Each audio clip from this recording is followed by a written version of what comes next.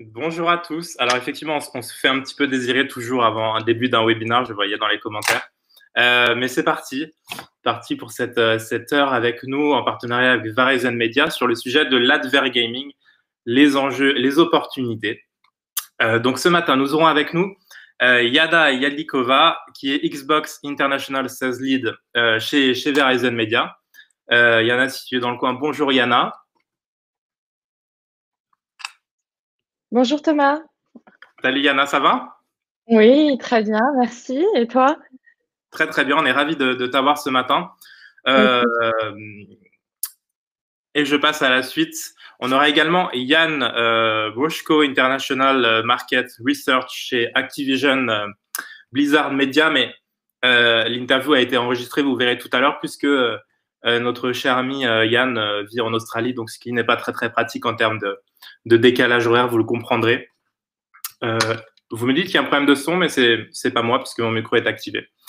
Essayez de trouver le problème. Je suis désolé. Oui, on dirait que ça marche très très bien.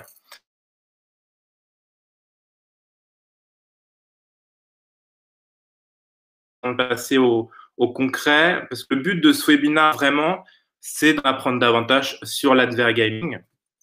Qu'est-ce que c'est déjà? Comment ça fonctionne? Comment est-ce que quand on est un annonceur côté agence ou marketeur, comment est-ce que on se lance si on a envie de s'y lancer? C'est pas simple. Tout n'est pas automatique. Il faut avoir quelques réflexes. Et c'est le but du webinaire ce matin de vous donner quelques billes sur le sujet. Alors, on a une première étude très intéressante qui est sortie il y a quelques jours du syndicat des éditeurs de logiciels de loisirs, le CEL, avec Médiamétrie, qui nous indique que plus de 50% des Français jouent régulièrement aux jeux vidéo. C'est une proportion en hausse de 3 points sur un an. Mais dans cette étude, il n'y a pas que ce chiffre qui est important, et pourtant, il est important. On apprend notamment que le confinement a été, et on le verra dans une autre étude qu'on va vous présenter ce matin avec Activision, que le confinement a bien fait partir les audiences et les a consolidées. Même aujourd'hui, on arrive à un stade un peu plus haut que d'habitude. En France, en 2020, 71% des Français ont joué aux jeux vidéo au moins une fois dans l'année. 52% déclarent y jouer régulièrement. Et parmi ces derniers, 53% sont des hommes, 47% sont des femmes. Donc, même si les hommes sont majoritaires, on n'est pas non plus à 80-20 comme on peut le penser. Et le but de ce webinaire de ce matin, c'est aussi de casser un peu tous les a priori qu'on peut avoir sur le sujet. En tout cas, de consolider ses connaissances. L'âge moyen du gamer en France, c'est 39 ans. C'est pas 20 ans, c'est 39 ans, c'est hyper important. Je trouve que c'est un chiffre, moi, qui m'a étonné personnellement et qui est important de communiquer. Ce que dit le CEL, c'est que l'effet confinement a définitivement fait appartenir à la famille du jeu vidéo les joueurs très occasionnels. C'est-à-dire que pendant le confinement, si on avait une console chez soi, ou parce que le jeu vidéo, ça regroupe beaucoup de choses. Il y a aussi les jeux sur mobile, par exemple. Et je vois la question de Lucas, la question de Cécile. C'est très, très bien de commencer à poser des questions. Posez-les dès maintenant et pendant tout le webinaire. On y répondra à la fin avec Yana. Donc posez-les, il n'y a aucun problème. Donc le confinement, voilà, a permis aux joueurs qui étaient très occasionnels de s'y mettre un peu plus et voire de s'équiper davantage. Là, en plus, on va en parler puisqu'on est en partenariat avec Verizon et Xbox. Et il y a la sortie des deux nouvelles consoles Xbox et également de la PS5.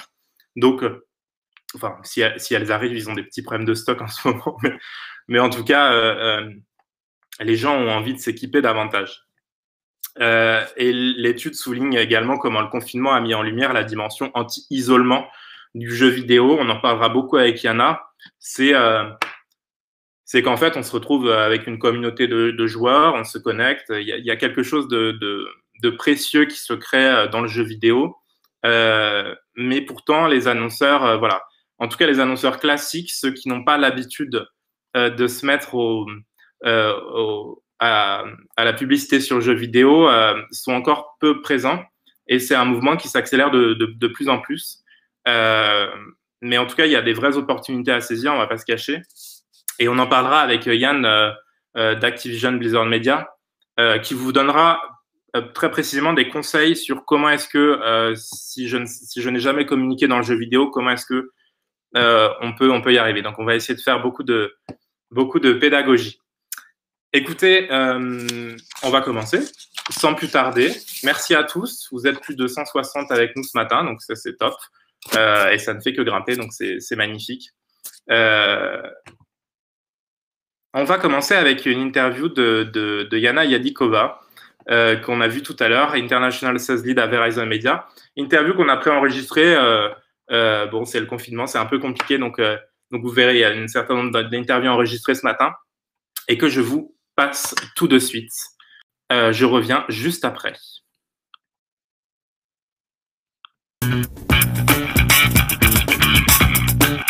Bonjour Yana. Bonjour Yana. Bonjour Yana. Bonjour Yana. Bonjour Thomas. Bonjour Thomas. Alors, avant de plonger dans l'univers de l'Adver Gaming ensemble, voyons un petit peu à quoi ressemble l'écosystème Xbox.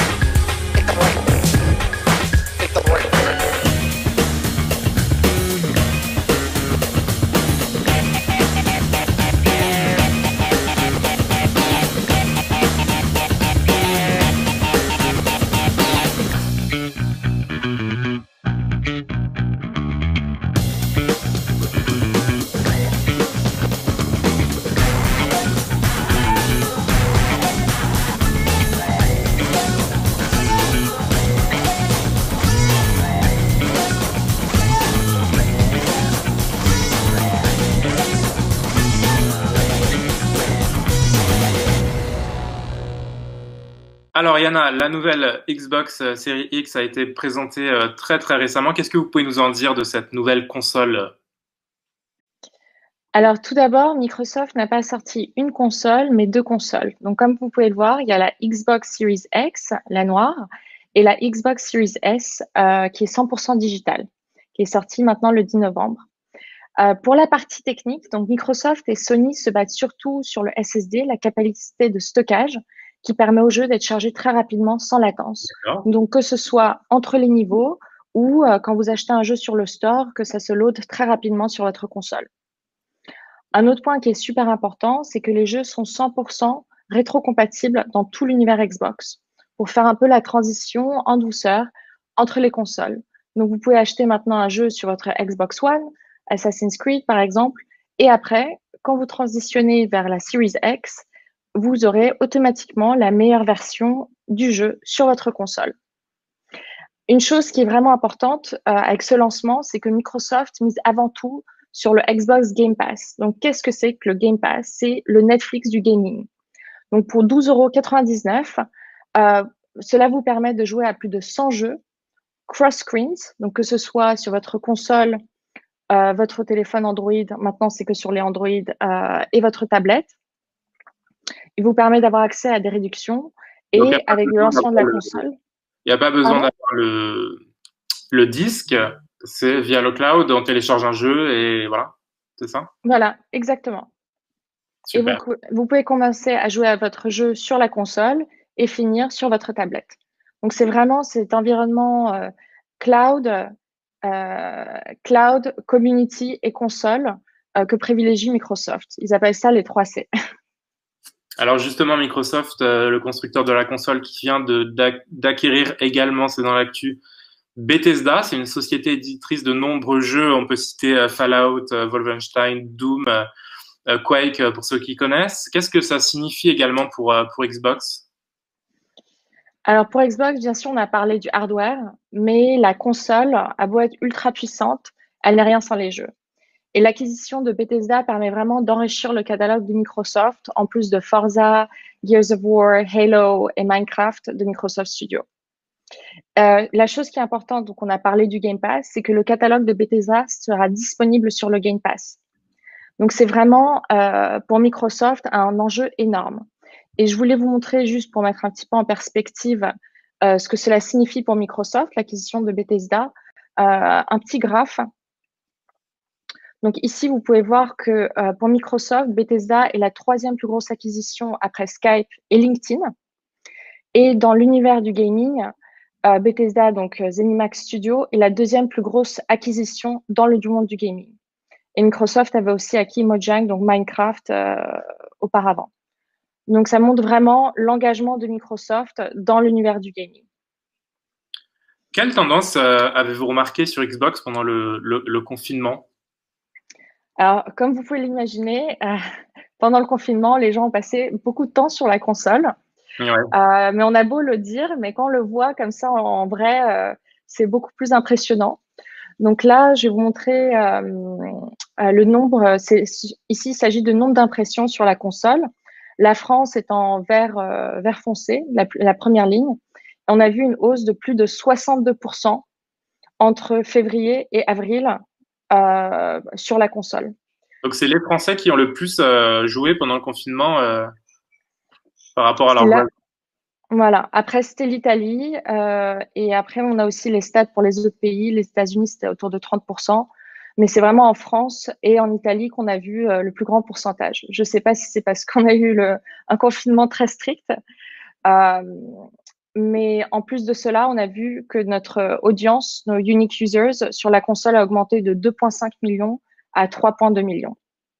Oui, puis on a l'impression que ça a diminué très doucement, c'est-à-dire que vous avez peut-être gagné des utilisateurs réguliers, même pendant l'été, jusqu'à maintenant. Mm. Et ça, on le voit que le niveau maintenant est assez constant et beaucoup plus élevé qu'avant. Ce qui est intéressant ici, c'est qu'au début, la console, les toutes premières consoles, c'était juste pour lire un disque ou pour regarder un DVD. Maintenant, la console est vraiment un hub où on peut regarder son Netflix, écouter Spotify, et on voit que le temps passé sur la console est en moyenne de 8 heures par semaine. Donc 8 heures en moyenne pour la moyenne, 13 heures pour un hardcore gamer et 5 heures pour quelqu'un qui est un peu plus casual. Et 70% des gens stream et download du contenu sur Xbox. Donc c'est vraiment, je pense que c'est là que tout ce niveau d'impression se traduit dans la consommation, non juste du gaming, mais aussi de de tout l'autre contenu sur la console. Ouais, parce qu'il y a de nombreuses applications, comme vous disiez, comme Netflix, Prime Video, qui viennent s'intégrer, et on peut passer par la Xbox pour se connecter et regarder les programmes autres que des jeux, en fait. Voilà, exactement. Et quand je ferai la démo, je vous montrerai un petit peu le type d'applications qui sont disponibles. Mais vous vous connectez à la Xbox et à travers la Xbox, vous avez même accès aux matchs de foot sur RMC. Waouh. Alors, quel est le profil type du gamer sur Xbox? Est-ce que vous avez une idée de l'audience également, euh, un peu plus de façon précise de l'utilisation de la Xbox? Alors, il n'y a pas vraiment de profil type de gamer. On peut voir que l'audience est assez diverse et pas juste au sens culturel, mais aussi diversité du comportement sur la console. Bon, après, principalement, on voit, je vais vous montrer les stats françaises, qu'on a une audience plutôt mâle, donc 60% d'hommes, 40% de femmes. avec un âge moyen de 33-34 ans. C'est vraiment le millénial. Donc, comme vous pouvez l'imaginer, un gamer qui a acheté sa console il y a 10 ans, maintenant a évolué avec sa console, a peut-être une compagne, des enfants ou un compagnon, et continue à utiliser la console, mais de manière peut-être différente. Là, les stats pour la France, donc on a parlé des 3,2 millions d'utilisateurs uniques, et 60% des gens ont entre 18 et 35 ans. Donc c'est quand même, ça reste jeune, mais on peut cibler aussi des audiences plus diverses sur la console. Donc il y a quand même le chiffre est intéressant, 60% qui vivent avec un enfant dans le foyer parmi ces 32,2 millions. Donc effectivement, ouais, c'est une Xbox peut-être acquis il y a quelques années, puis on la garde et les enfants grandissent et du coup on peut ajouter des applications aussi pour eux. Voilà, exactement. Et grâce au ciblage sur Xbox, on peut vraiment, par exemple, cibler les personnes qui achètent beaucoup de films pour enfants ou qui consomment beaucoup d'applications type Disney+. Donc, il y a vraiment pas mal de... Le ciblage est aussi lié à l'audience. Maintenant, Yana, comment est-ce que les annonceurs qui veulent se lancer dans l'advert gaming peuvent communiquer sur Xbox? Comment est-ce qu'on décide de se lancer? Quels sont les premiers réflexes à avoir? Alors, tout d'abord, avant de se lancer dans la publicité sur la console, il faut casser les a priori et les idées reçues sur le gaming. C'est en quelque sorte une barrière psychologique, car beaucoup d'annonceurs pensent que les gamers sont des adolescents qui jouent à Call of Duty. Donc, bien sûr, il y a des personnes qui font ça. C'est pour ça qu'on a c'est une console de jeu. Mais l'audience, et comme on a vu dans dans le slide précédent, est vraiment très diverse. C'est un environnement qui est complètement safe. On n'a pas de user-generated content. Alors, comment se lancer? D'abord, il faut absolument adapter le contenu à la plateforme. Pensez aux gamers d'abord. Bien sûr, pensez au ciblage. Donc, quel est le type d'audience que vous voulez targeter? Adapter la publicité au grand écran. Donc, il ne faut pas oublier que la console, c'est sur la télé. Donc, comment mettre son message sur la barrière qui sera intégrée avec le contenu éditorial de Xbox. Et le plus important, c'est de montrer un plus-value aux gamers. Est-ce que c'est du contenu gratuit? Est-ce qu'il s'agit d'un jeu concours? Est-ce qu'on s'aligne avec un jeu Xbox pour être vraiment pertinent sur la plateforme? Et bien sûr, toutes les expériences publicitaires sont complètement custom, construites sur mesure. On s'occupe de la production et l'achat se fait au CPM. Oui, j'imagine que vous accompagnez la stratégie. Si un annonceur vient vous voir demain et vous demande, j'ai envie de communiquer, vous pouvez lui dire quel est le contexte le plus pertinent, quel est le jeu le plus pertinent avec lequel s'allier, etc. Voilà, exactement. On accompagne le client du début jusqu'à la fin pour vraiment trouver la meilleure stratégie pour aligner avec le gaming et avec la plateforme. Et pour vous, en ce moment, quelle est la façon la plus pertinente pour une marque de s'afficher dans cet écosystème? Alors, on a plusieurs types d'exécution, enfin de partenariats qu'on propose à nos annonceurs. Tout d'abord, il y a l'alignement, donc comme je disais, avec un jeu. Donc, par exemple, un play and win, on encourage les gens à aller jouer, par exemple, Forza Horizon pour avoir l'opportunité de gagner quelque chose, par exemple des Xbox gift cards. Les Xbox gift cards, c'est un peu les coupons pour acheter des jeux et des films, par exemple, sur la console. On a aussi la possibilité de faire des partenariats avec des studios de films. Donc, par exemple, une marque, un annonceur qui propose de la delivery, je ne dirais pas des noms, de nourriture, pourrait en même temps offrir une réduction sur une thématique de film. Par exemple, sur des comédies d'un studio en particulier. Donc ça, je trouve ça vraiment pertinent comme alignement. Et on travaille bien sûr avec eux pour voir comment adapter cette thématique. Alors justement, rentrons dans le détail. Est-ce que vous pouvez nous montrer des campagnes, des exemples de pubs sur Xbox? Je crois que vous pouvez nous montrer comment ça fonctionne dans votre Xbox. Oui, oui, bien sûr. Alors, j'ai connecté ma Xbox. Je vais vous montrer tout de suite. Je vais partager mon écran. Une chose que j'ai oublié de dire tout à l'heure, c'est que quand vous vous connectez sur votre Xbox, vous voyez de la publicité, même si vous payez pour la Xbox Game Pass, pour votre Netflix du gaming. Et c'est pour sur Netflix, par exemple, vous n'avez pas de publicité, alors que sur Xbox, on a cette publicité. Et c'est pour ça que c'est vraiment très pertinent. Même si on est premium, on est adressable en gros. Voilà, exactement. Et c'est pour ça que c'est vraiment important de respecter le gamer et d'avoir cet alignement avec le gaming. Donc, je connecte ma Xbox avec ma manette. Alors là, j'ai connecté ma Xbox. Voici mon profil, Yanouchka avec mon gamer tag. Et chaque expérience est personnalisée. Donc, je me connecte avec mon Xbox Live ID. Donc, on sait exactement qui je suis, mais surtout, quel type de contenu je consomme sur la plateforme. Est-ce que je regarde Netflix? Est-ce que je regarde Amazon Prime? Quel type de jeu je joue? Est-ce que c'est plutôt racing, first-person shooter? Est-ce que je download des DLC? Est-ce que j'achète dans les jeux? Donc, il y a vraiment pas mal d'informations qu'on a comme ça sur nos joueurs et qui, après, nous permettent de cibler au mieux nos gamers. Donc ça, il s'agit de ma dashboard à moi. La publicité se trouve ici, en bas à droite. Donc, complètement intégrée avec le contenu éditorial, 100% viewable, et on n'a pas de ad blocker sur la plateforme. On sait que 50% des millénials, des utilisateurs Xbox n'aiment pas la publicité et ont des ad blockers. Donc, dans ce cas-là, nous, on n'a pas d'ad blocker. Et bien sûr, pas de user-generated content dans cet environnement très safe, à moins d'aller spécifiquement dans des plateformes de streaming. Et donc là, c'est une publicité pour un jeu. Est-ce que vous avez d'autres annonceurs présents sur la plateforme en ce moment, peut-être ou... Oui, alors je vais vous montrer. J'ai mon test account avec plusieurs exemples de publicités récentes. Donc, je me connecte sur un autre profil. Donc, vous pouvez voir que l'expérience, et que le profil est complètement différent. Donc, comme je vous disais, la bannière est ici, en bas à droite, et on a une deuxième bannière qui est dans le Xbox Store, ici encore une fois, en bas à droite.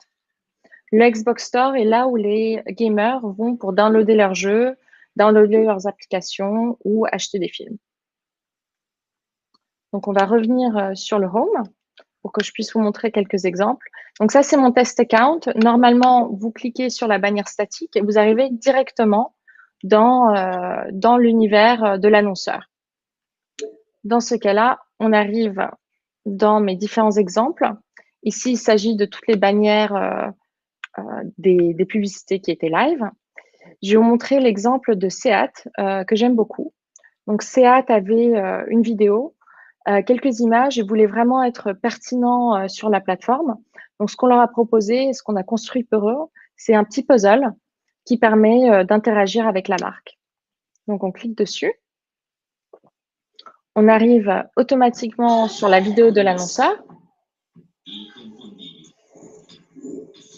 Et quand la vidéo se termine, on arrive dans l'univers, dans l'espace publicitaire que nous, on a construit pour Seat. Donc, ici, ils voulaient vraiment montrer toutes les images qu'ils avaient des différentes voitures et qu'ils utilisaient pour les autres publicités. Et voici le petit puzzle qu'on a construit pour eux. Donc là, c'était timé. On commence. Et ce qu'il fallait faire, c'est, alors je me concentre, reconstruire le puzzle pour, voilà, pour amuser un petit peu le gamer. À gagner ou... Il y a la possibilité de faire gagner des prix. Ouais. Ce qu'on utilise le plus souvent pour les jeux concours, c'est les Xbox Gift Cards, donc ce qui permet d'acheter sur la console. Et bien sûr, dès qu'il y a un jeu concours, nos utilisateurs adorent. Donc, c'est encore mieux. Après, plus l'expérience est complexe, plus l'achat, enfin le minimum, le budget minimum sera important. Parce que nous, on s'occupe de la production, mais après, le CPM reste le même. Et dans ce type de... Oui? Des idées de combien de personnes vont sur ces expériences, combien de temps ils restent? Alors, je ne peux pas vous dire les stats exactes, mais on voit que le temps passé sur ce type d'expérience est de 1 à 2 minutes. Pour certains jeux, on a même vu des personnes jouer plus d'1 heure. Donc, c'est vraiment comparé à la publicité digitale, display, où vous voyez que quelqu'un interagit, par exemple, quelques secondes, 8 secondes sur une publicité. Ici, les gens passent vraiment beaucoup de temps avec votre annonceur. On peut aussi, bien sûr, construire des jeux plus complexes. Et je peux vous montrer si ça vous intéresse. C'est un de mes exemples préférés pour Birds of Prey, un film de Warner Brothers. Donc, eux, ils avaient vraiment beaucoup de contenu, des vidéos, des photos du cast. Alors, ça, c'est ma connexion Internet. Ils ont fait toute une vidéo custom pour accueillir le gamer dans leur univers. Donc, vous pouvez acheter les places de cinéma, ce qui est pas très d'actualité aujourd'hui. Il y avait les photos, vidéo-galerie. Et le plus intéressant, c'était le petit mini-jeu qu'on a construit pour eux. Ils voulaient vraiment avoir une ambiance arcade game. Donc là, je me concentre un petit peu. Et vous arrivez dans cet univers. Hop. Hop. Et donc, vous devez voilà, jouer le jeu un petit peu typique arcade. Je ne vais pas vous le jouer jusqu'au bout, mais vous voyez un petit peu, ça vous donne un petit peu une idée du type d'expérience qu'on peut faire. Et c'est quelle fourchette à peu près une campagne comme ça sur Xbox où vous créez un jeu, enfin ça peut monter assez cher, j'imagine. Alors les sponsorships, donc l'alignement avec un jeu ou avec ce qu'on appelle les tips and tricks sur Xbox commence à partir de 30K. Donc après, ça peut être plus c'est complexe, comme je disais, plus ça va être cher, mais l'entrée est à 30K. Ça marche. Merci Anna pour la présentation. Comment est-ce que vous voyez le futur du gaming et de la gaming, c'est-à-dire l'avenir de la publicité dans les jeux, dans les consoles? Alors, le plus important, je pense, c'est que la publicité dans le gaming doit être respectueuse du gamer. On a vu que la publicité dans les jeux peut être très mal perçue car jugée trop intrusive. Et un exemple très récent, c'était la campagne de The Boys d'Amazon Prime qui était intégrée dans le jeu de UFC 4. Donc, il s'agit quand même d'un jeu à $60 et la publicité pour la série est apparue en plein écran dans le jeu et a provoqué des réactions très, très fortes de la part des gamers. Il me semble qu'il y avait en moyenne 90 000 commentaires sur Reddit et EA a dû s'excuser pour ce type de publicité. Donc, cela montre vraiment que c'est très important de s'aligner avec la console et d'être respectueux du gamer. En ce qui concerne du futur du gaming, comme je disais au début, il s'agit des 3C, donc community. On voit que le gaming est vraiment en train de devenir de plus en plus un réseau social à part entière où les gens se connectent et jouent entre eux. Le cloud, donc tout ce qui est jeux dématérialisés, cross-screen, c'est justement ce que Microsoft a très bien compris avec la Series X et la Series S qui est 100% digitale. Et qui sait, c'est peut-être la dernière génération de consoles avec des disques physiques. On aura peut-être des jeux ou un univers où tout sera complètement digitalisé, surtout avec l'arrivée de la 5G. Et où tu pourras jouer ton jeu sur la console et après finir dans le métro sur ta tablette. Et bien sûr, le troisième C, les consoles qui sont complètement cross-générationnelles. Donc, on va voir ce que ça va apporter sur Xbox. Super. Merci beaucoup Yana pour cet échange. Très bon confinement et on se revoit très bientôt. Merci beaucoup Thomas. Merci. À bientôt. À bientôt. À bientôt, au revoir. À bientôt, au revoir. Alors voici pour cet échange avec Yana qu'on a préenregistré.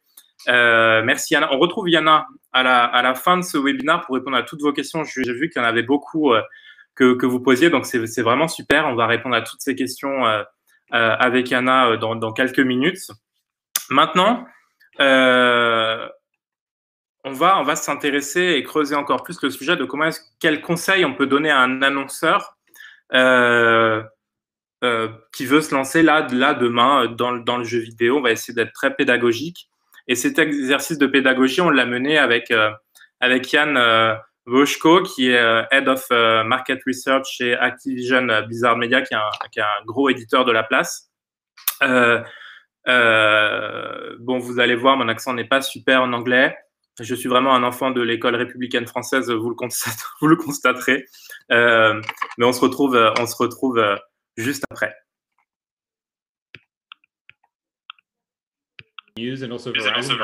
Hi Yann. I hope you're okay and everything is well in Australia.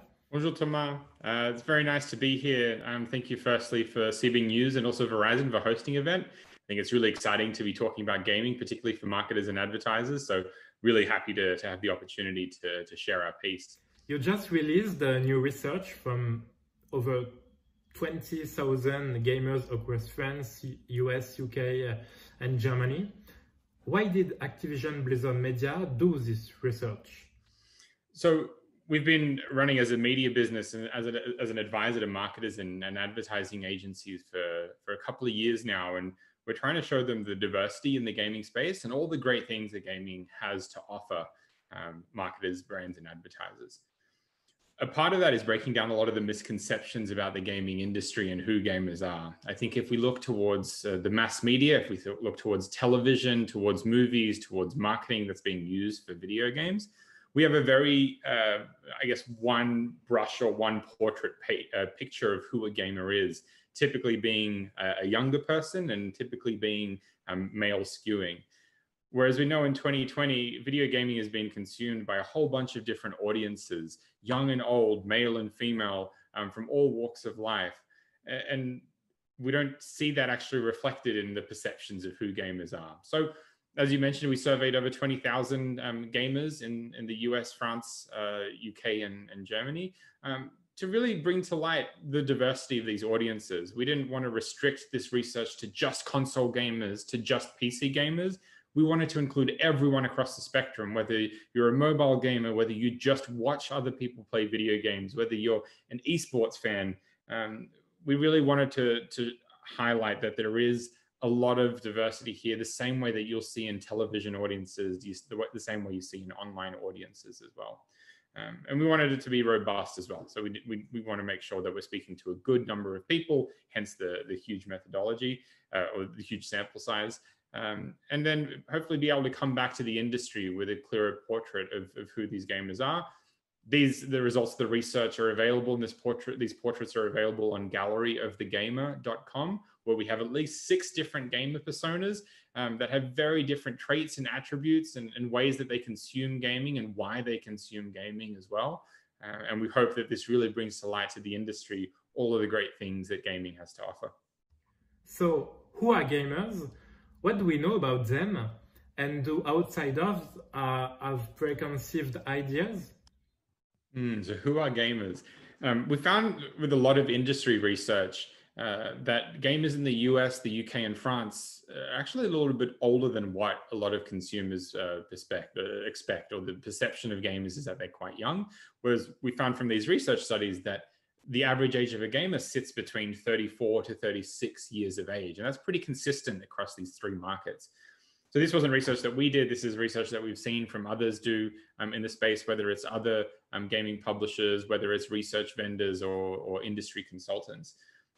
And that in itself, I think, is a bit of a change or a misnomer from what people are used to. But we wanted to dive a little bit further and go beyond just an average age metric and really paint a much broader or much more interesting picture of these gamers. So what we found from our research is, like I just mentioned before, there are 6 gaming segments. One of these segments is actually female skewed, which is not what you think of when you think of a gamer. Another one sits on the brink of being male and female skewed in that there is no gender skew for that particular segment.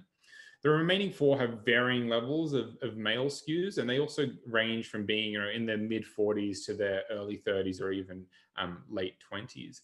And all of these 6 different segments, they exhibit their love for gaming in different ways. One of our segments called the Super Swipers, their average age is pushing in their late 40s and going into their 50s. They've only started playing games in the last 7 to 10 years, primarily due to the introduction of mobile games and mobile experiences.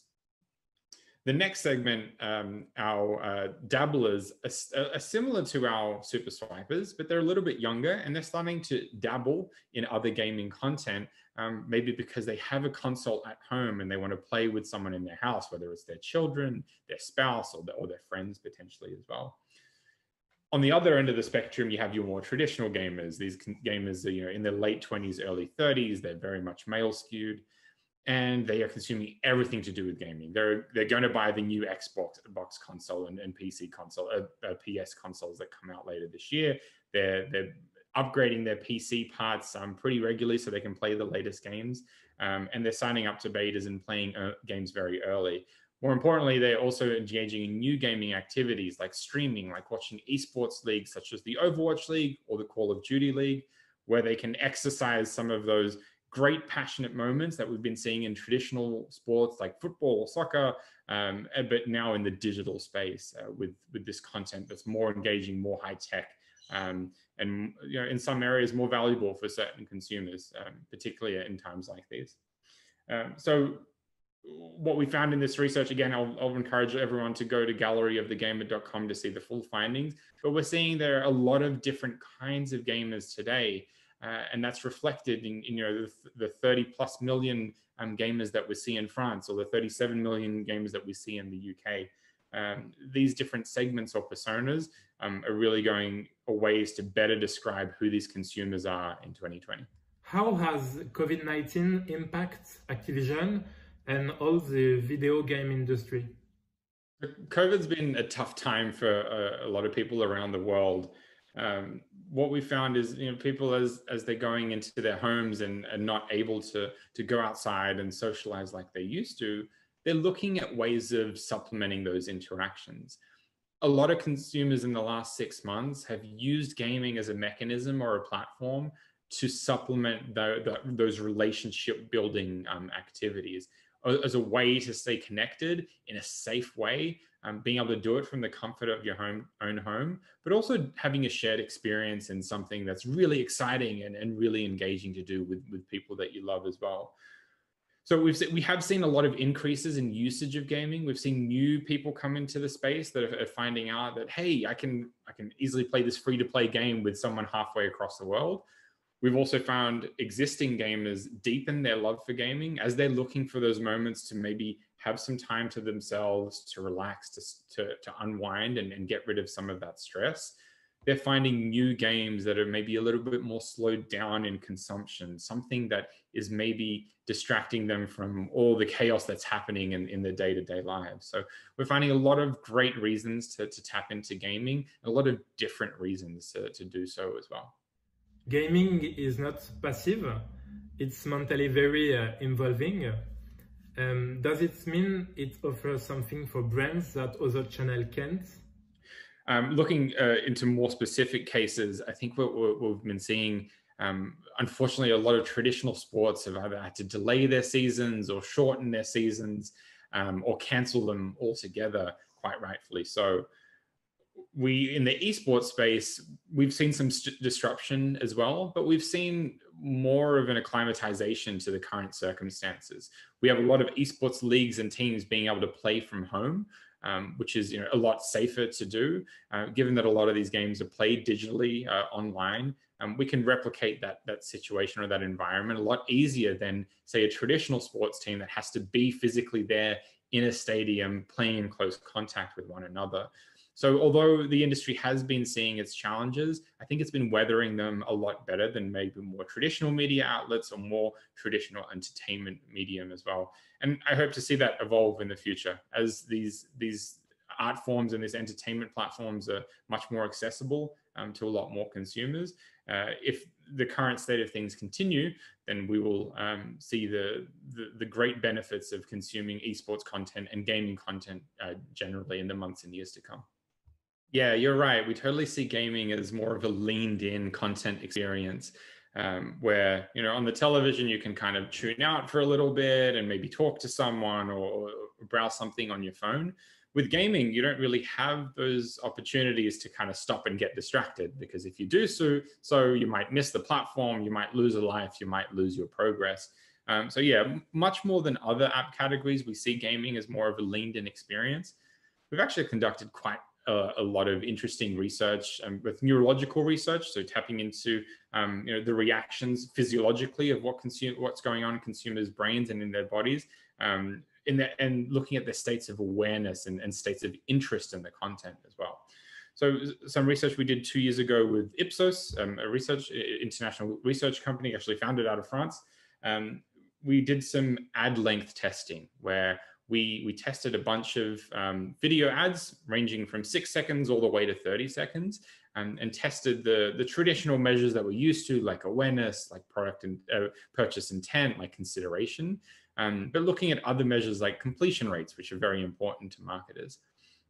What we found in the research that was conducted within the Candy Crush environment on one of our great mobile games is, as we reached that kind of 15 to 30 second video length, we actually saw some measures increase as the ad length increased within that gaming environment.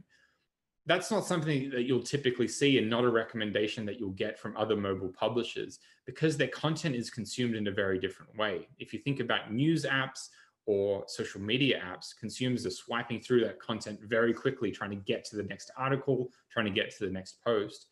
Whereas with some games, you actually have to sit and think and be a bit more mindful about the kind of action that you're going to take. So the consumer is a little bit more relaxed. Perhaps they're more open to consuming a longer message from a brand or an advertiser. That also, another reason why this might be the case is a lot of our ads have a rewarded element. So we don't just throw up an ad in people's face. We actually let them choose whether they want to see an ad, and in return, they will receive a booster or a live or extra time to play their game. So the user's getting something in return, and that might make them a bit more, they might have a bit more of an appetite to consuming different kinds of advertising content. That's on the mobile front. On the esports front, we're seeing a lot of consumers understand that this is still a growing space, especially these younger fans. They love this content. They want to see it grow, and they want to see their favorite players and teams develop and progress. So this is very much a leaned-in environment, and they're looking to see sponsors actually come in and sponsor these leagues, because they understand if a sponsor comes in and spends millions of dollars investing in a certain team or a league, it's going to create more revenue to be diverted into training, into increased broadcast equipment, and just create a better experience for the consumers overall. So yes, it's very much a leaned-in environment, and one that's changing very quickly. And we're seeing a lot of benefits of that for advertisers that are choosing to actually play in the space. Jan, what are some of the most successful brands in this space? I think some of the most successful brands in the space are just brands that are in the gaming environment right now. I think we've seen a lot of reluctance from a lot of brands who have maybe had these misconceptions of who gamers are and what gaming is. And maybe they think, hey, I'm a high-end luxury brand. I don't need to be reaching younger male audiences. Whereas we know now that there are some mobile games that actually reach an older skewing audience and a female skewing audience, and potentially some affluent consumers as well. We've seen Serena Williams tweet about her favorite mobile games as she's in between matches on the Wimbledon court. And we've seen a whole bunch of other celebrities express their love for gaming as well. So we are seeing the brands that are realizing this. They're reading the industry reports. They're seeing the change in demographics consuming gaming today, and understanding that there is an opportunity for them here. And those are the brands that are succeeding. Those that are willing to maybe step out of what they think of as video gaming, beyond just esports, beyond just PC and console games, I think they're going to start to see a lot of wins as well. We were partnering with an entertainment brand recently, a theatrical film release that looked to create a bit more of an integrated experience with one of our games. And we were able to use their characters and their creative assets and put them into our universe and into our worlds into a really fun, colorful, and lively way. And we saw some really great feedback from the press. We saw some awesome feedback from the actors and actresses themselves that were in the film. And we also saw really great results from the brand. They could hear that the sentiment from the consumers that, hey, this was done in a really cool way that made a lot of sense. It was free content for me as a consumer, and I'm more likely to be engaging with that brand in the future. And these are the kind of metrics that brands and advertisers are looking for, making sure that they're not disrupting users' content experiences, but more so enhancing them and making sure that it really makes sense. Whatever that message is really fits into what the consumer is trying to watch or listen to or read at that time. I think moving in, beyond 2020 into next year and in the years that follow, the brands that are currently activating in gaming right now are going to be in a much better position to really take advantage of the developments in the space. They're going to understand what works right for them, for their brand, for their product, and which gaming environments actually have the audiences that they're trying to reach. And they're going to be much more clever in the way they're going to be able to message consumers at those times when they're really trying to push their products and their services. As opposed to a brand maybe in 2 years' time that they realize, oh, gaming is super big now, I need to jump on this and make sure that I'm in the space. They haven't had these 2 or 3 years of learnings of what works for them, because it's different for everyone. There is an opportunity, I think, for all categories, whether you're a retail brand or an automotive brand, or maybe in pharmaceuticals, there will be an audience and a content experience that makes sense for you and your brand. But you won't know that until you actually do a little bit of, spend a bit of time in the education space and reading some of the material that ourselves, that others are putting out in the industry about this really great growing content medium. How do you measure the impact of gaming? So being a market researcher, obviously measurement is near and dear to my heart. We are quite fortunate in that because we are a digital first platform, we're able to run a lot of the measurement studies that brands and marketers and advertisers are used to within any of our games and platforms. We can run first-party survey solutions, a control and exposed methodology to show the relative lift that a campaign has. We can tap into research vendors like Millward Brown, like Nielsen, like Ipsos, and run those standard third-party verified measurement studies, whether they're survey-based, where they're looking at passive data collection and looking at exposure in terms of sales, in terms of location attribution. All of those great services are available in most gaming experiences today.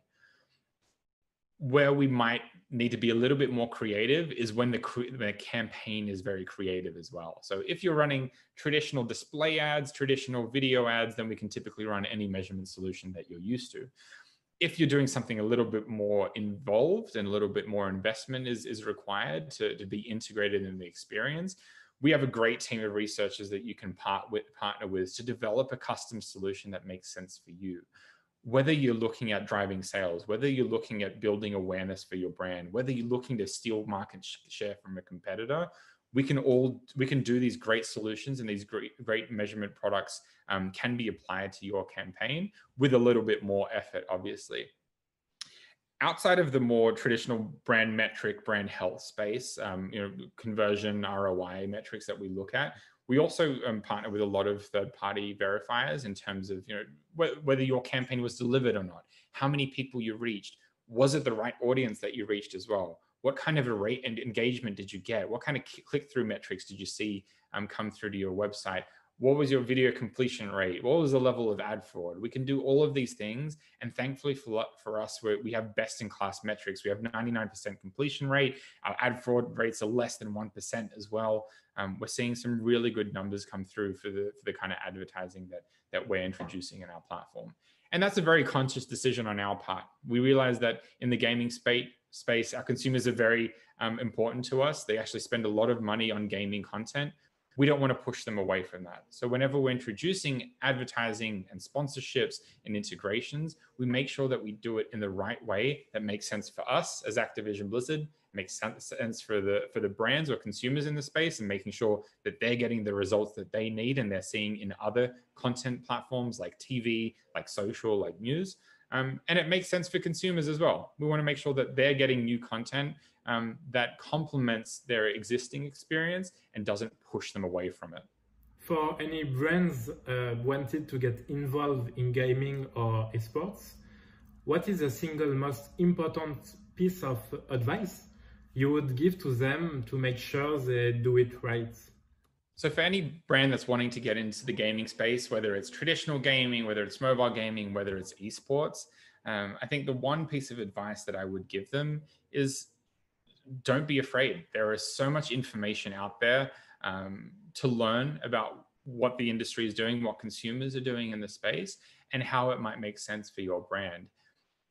And then when it comes to actually activating, yes, you could be sponsoring an esports tournament for millions of dollars, but it doesn't have to be this huge investment from the get-go and from the outset. You can spend $10,000 running a standard video ad campaign on YouTube, and just use the esports content that sits on YouTube as the content that sits around and a mechanism to deliver that ad.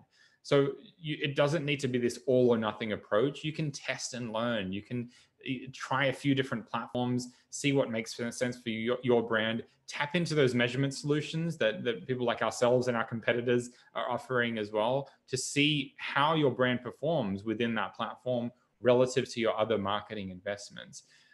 After you run a couple of these scenarios, you're going to be in a much better position to understand what makes sense for you and your brand, where you might not need someone like ourselves anymore. You're going to be much more informed, much more educated in the space, and you're going to benefit as a result. Consumers are going to react well to what you're doing because it has been done in a thoughtful way.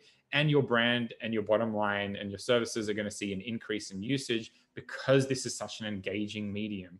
We know that surrounding your message in a really exciting environment is something that all parties benefit from. And it's something that I think people are starting to con onto now as we're seeing gaming increase, as we're seeing the reliance on gaming content, particularly during COVID, increase. I think more and more brands are looking towards this space, and I would just tell them, just give it a go. Talk to your agency partners, talk to people like ourselves. We're always very happy to educate and run educated lunch and learn sessions to make sure that you're aware of the latest information that's out there, and just dive in and have fun. Thank you so much, Jan. Thank you very much, Thomas. Really, really happy to chat with you and the team, and I hope you all have enjoyed this conversation.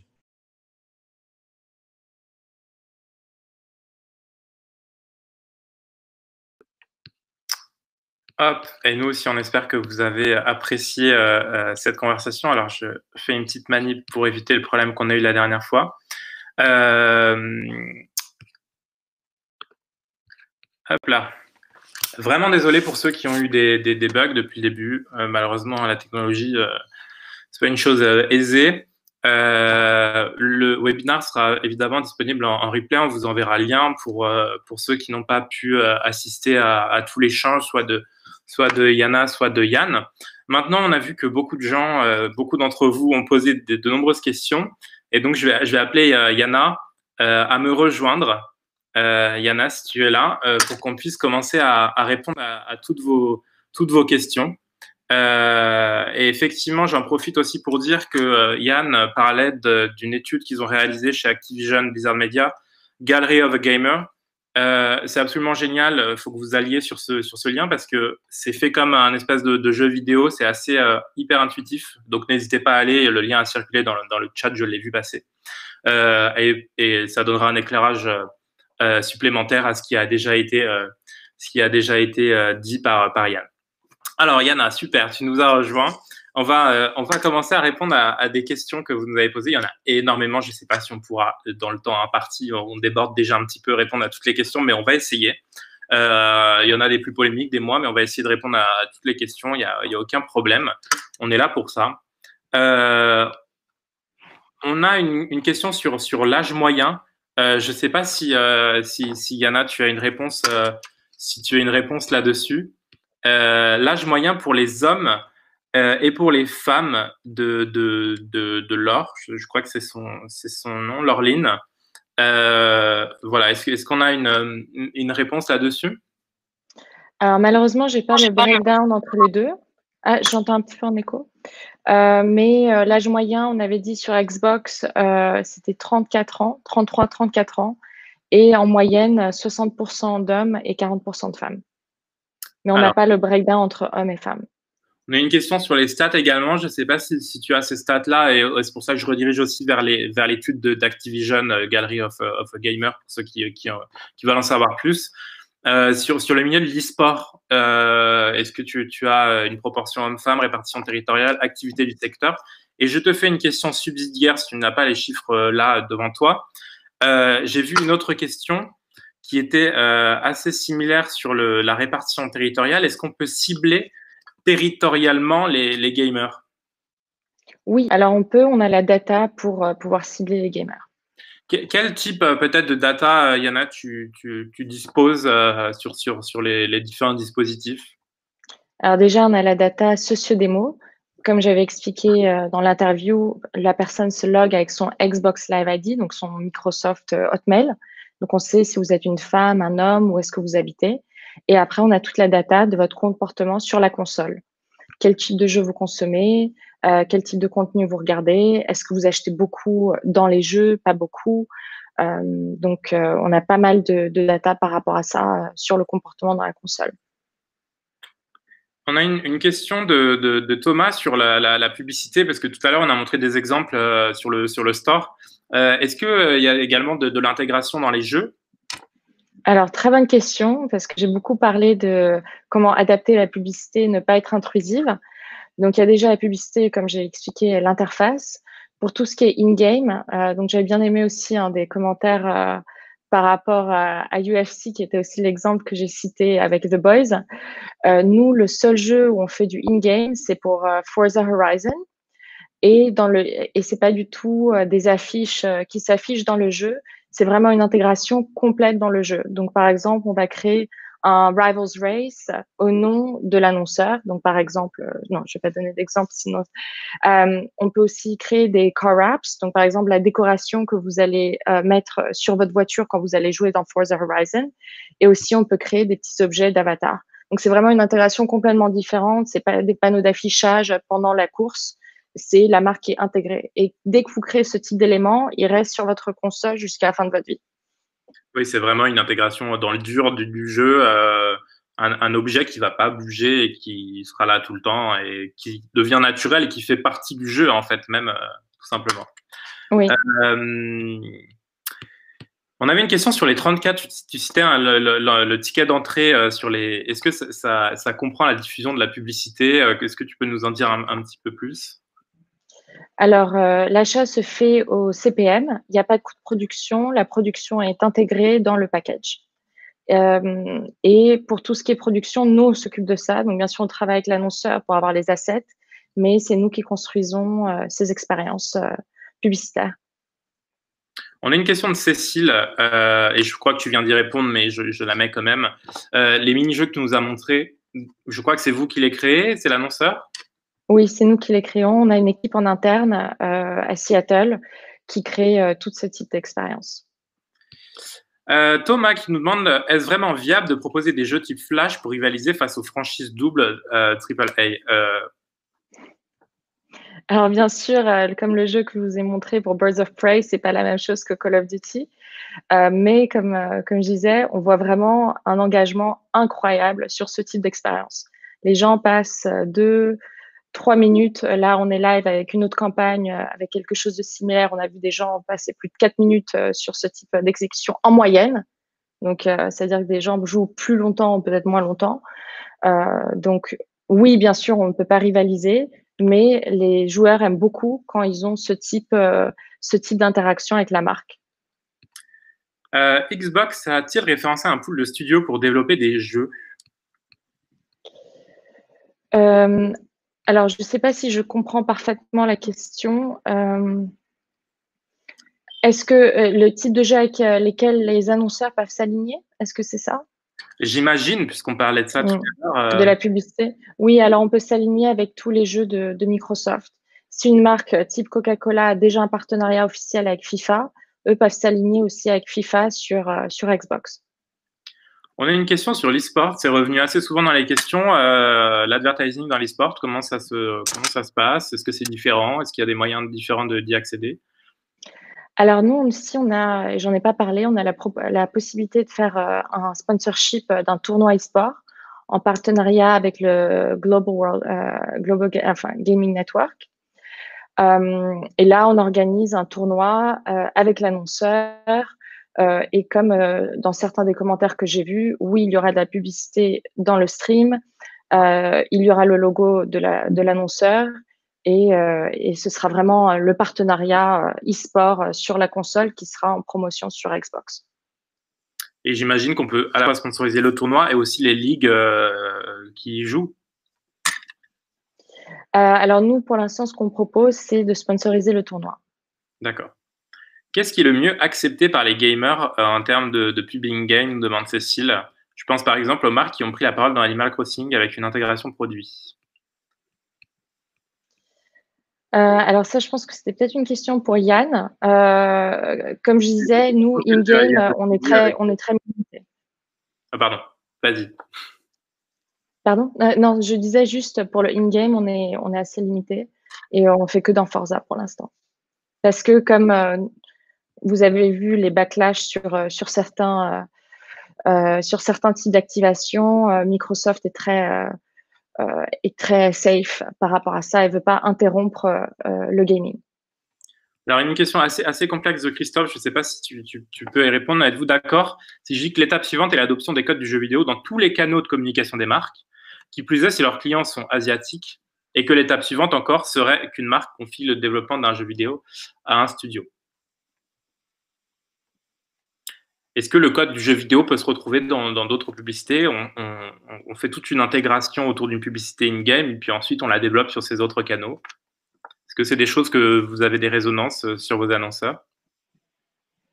Je suis désolée, je suis pas sûre de comprendre la question en fait.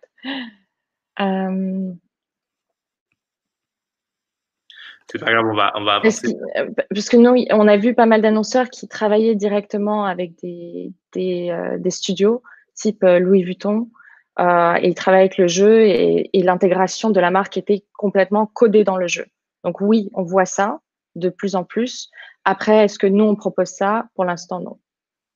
Mais c'est quelque chose qui pourra se développer davantage dans le futur. Je pense que c'était la question de Christophe. Ben, on le voit déjà, par exemple, quand on joue à Forza, on voit des marques qui sont des partenaires déjà officiels dans la vraie vie, on les voit aussi dans le jeu. Donc oui, mais après, il faut travailler vraiment en avance avec le studio pour être codé dans le jeu. Que pensez-vous du format in-play native ads connecté en programmatique? Nous demande Paul.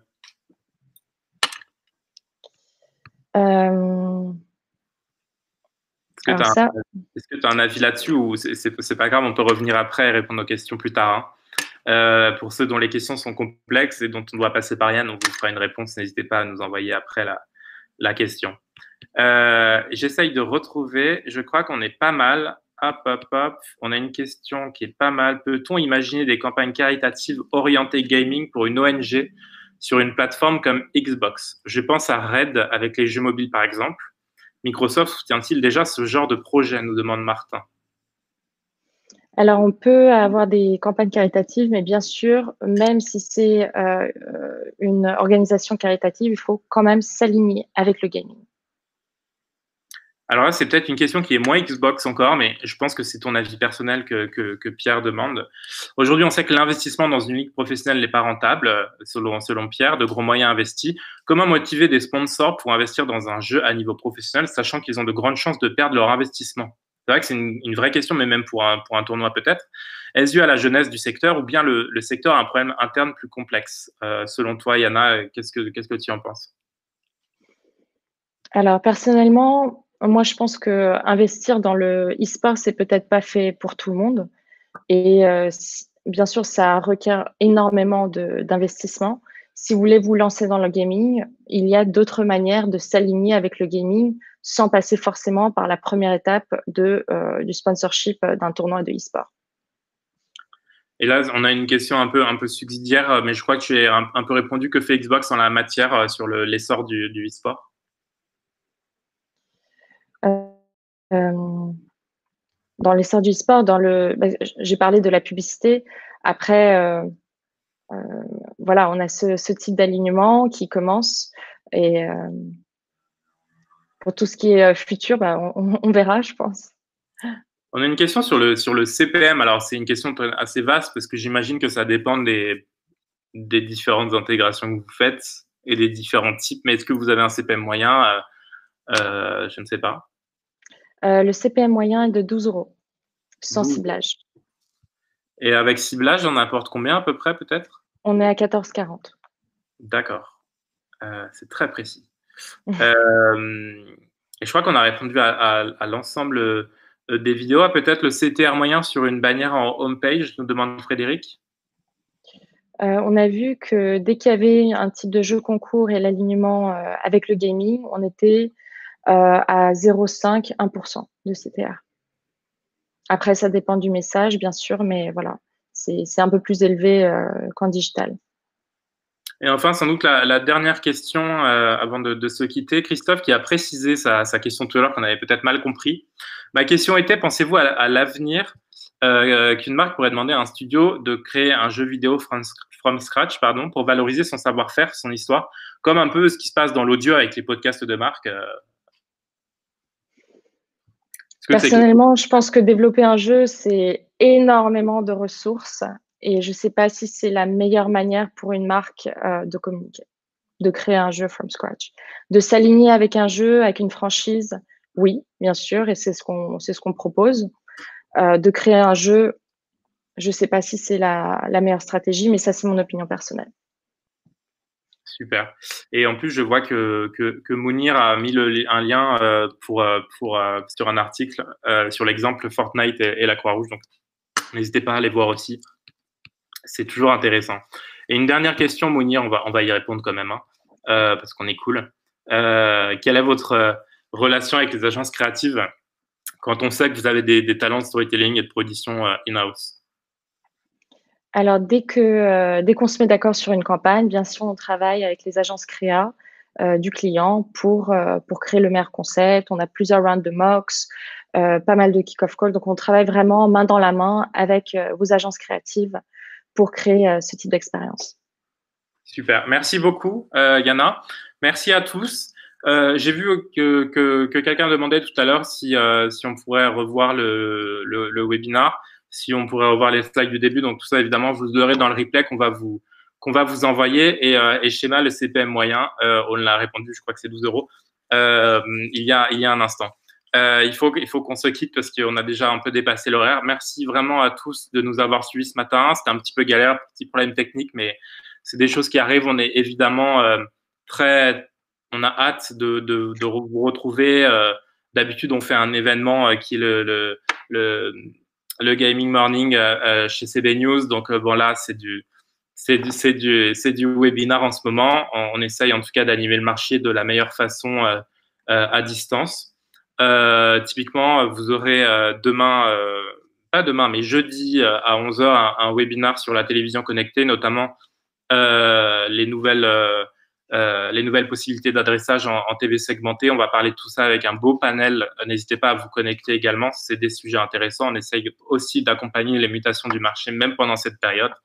Il y a toujours des opportunités à prendre. C'est un peu dur cette période, mais ça ira mieux demain. Donc, il n'y a aucune raison de s'arrêter de réfléchir. En tout cas, c'est ce qu'on pense chez CB News. Je vous montre le dernier magazine quand même, qui est quand même magnifique. On a interviewé le patron de TBWA, Guillaume Panot. N'hésitez pas aussi à le commander si vous souhaitez en savoir plus. Qu'est-ce que je peux vous raconter d'autre? Prenez soin de vous. On vous enverra le lien pour le prochain webinar, bien sûr, Dorian, si tu es dans la base CB News, tu vas le recevoir. Il n'y a aucun problème là-dessus. Merci, Anna, beaucoup. Merci beaucoup. Et merci à tous d'avoir participé. Ouais, c'était très, très bien. Et toutes vos questions étaient vraiment très, très pertinentes. Donc, on voit que c'est un sujet qui intéresse et ça nous donne du baume au cœur, si je peux dire. Merci beaucoup, Yann, qui est en Australie, mais qui a participé à ce webinaire. Donc, c'est quand même très, très, très, très cool de leur part, Activision Blizzard Media, d'avoir quand même assisté à distance. Et je vous souhaite une très, très bonne journée et une très bonne semaine dans l'univers de CB News. Bonne journée.